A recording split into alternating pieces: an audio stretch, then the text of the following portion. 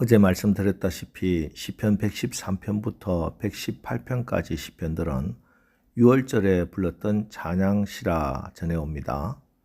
그 중에서 오늘 시편 114편은 직접적으로 출애굽 사건을 내용으로 한 시편입니다.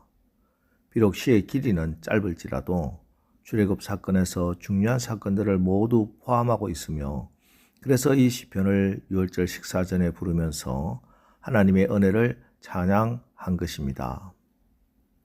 출애굽 사건은 모든 이스라엘에게 여러 방면에서 특별한 의미가 있지요.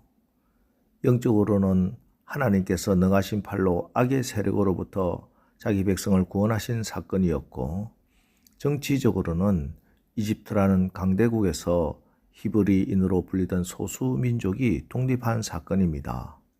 또한 역사적으로는 하나님께서 그들의 조상인 아브라함에게 약속해 주신 말씀이 성취되는 사건이었습니다.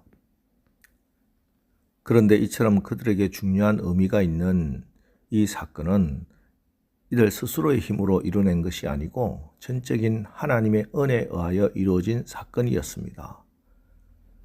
그래서 이들은 출애굽 사건을 회상할 때마다 언제나 구원의 하나님을 신뢰하였고, 또한 그의 사랑과 능하심을 찬송하였던 것입니다.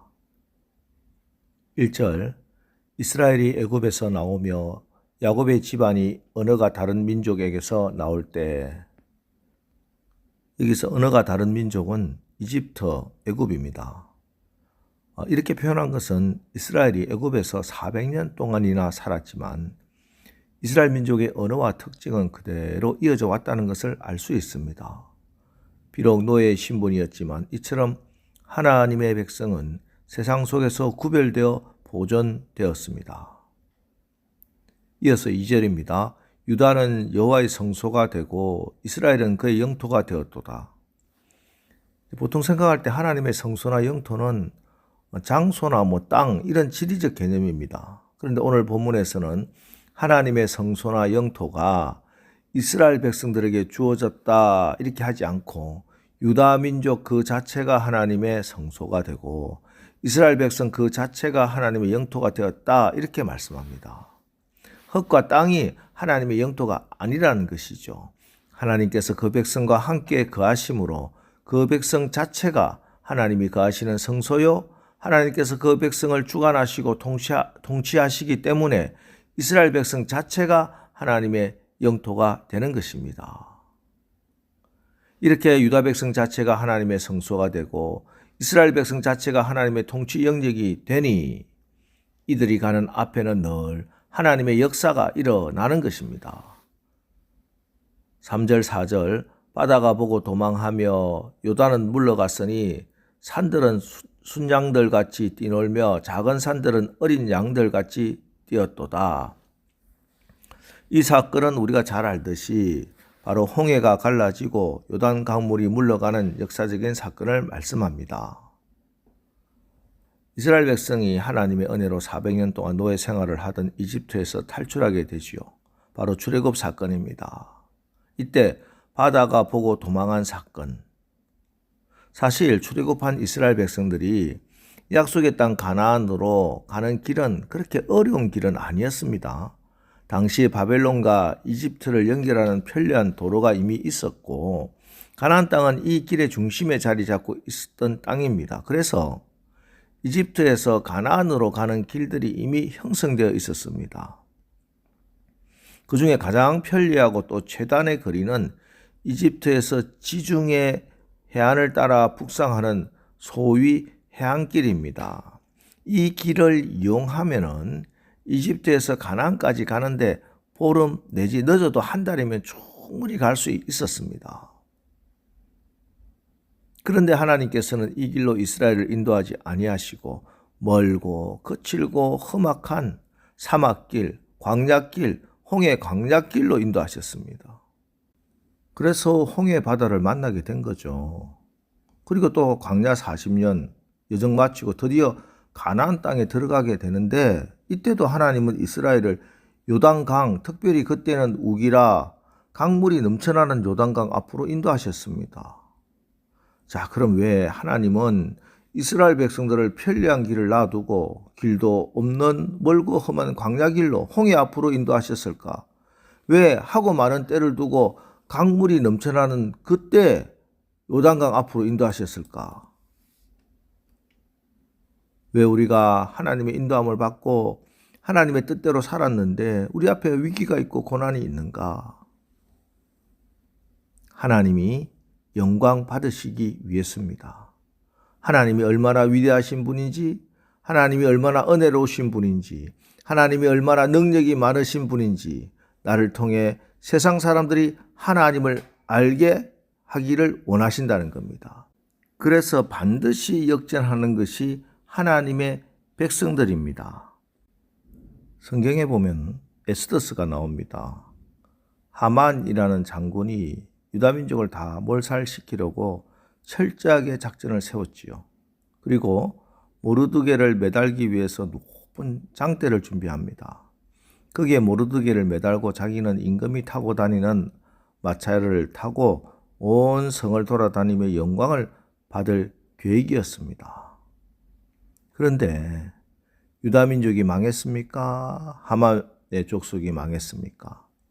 모르드게를 매달기 위해 높이 세웠던 장대 끝에 모르드게가 매달렸습니까? 하만이 매달렸습니까?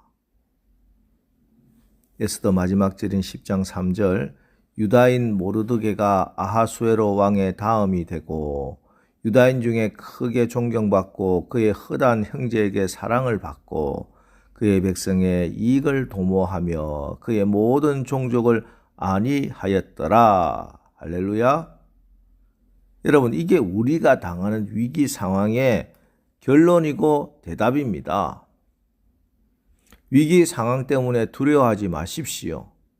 오늘 본문에 나오는 바다나 강, 산들은 모두 우리를 방해하고 대적하는 세력을 의미합니다. 아무리 거대한 바다, 강, 산들이라 할지라도 하나님이 함께 하시는 백성들 앞에서는 놀라고 도망하고 순장이 뛰듯이 두려워 떠는 겁니다. 그렇습니다. 바로 여러분이 이런 체험의 주인공이 되고 이 놀라운 하나님을 증거하는 증인이 되어야 할 줄 믿습니다. 홍해 앞에서 하나님이 모세를 통해 이스라엘에게 뭐라고 말씀하십니까?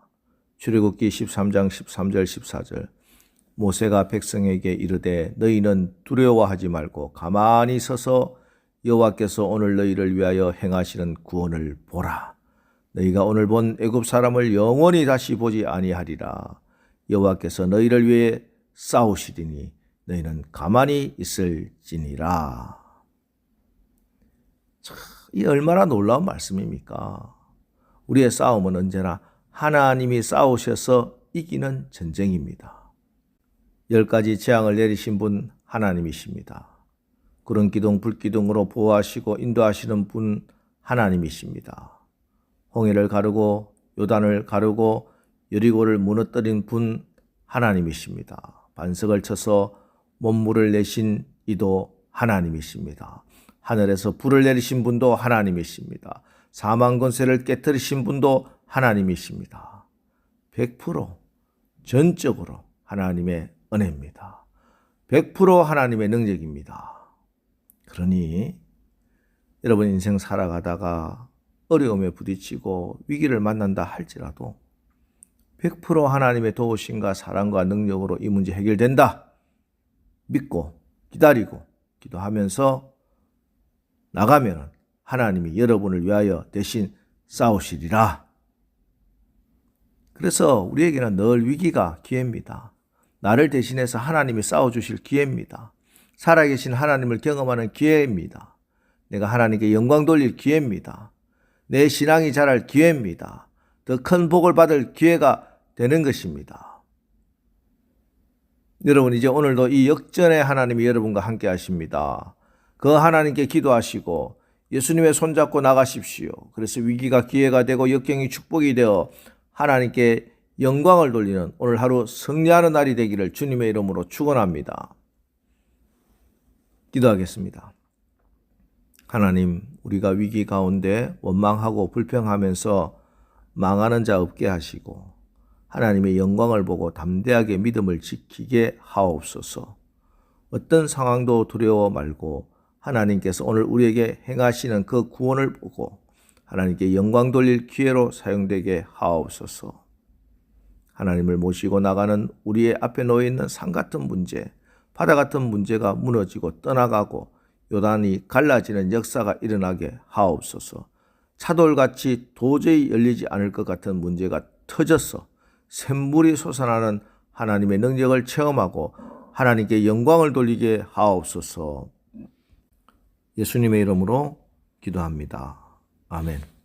자, 이제 오늘 말씀 붙들고 주여 오늘 하루도 우리의 삶 속에 위기가 기회가 되고 축복으로 바뀌는 하나님의 은혜로 하나님을 간증하는 주인공으로 살아가게 하옵소서.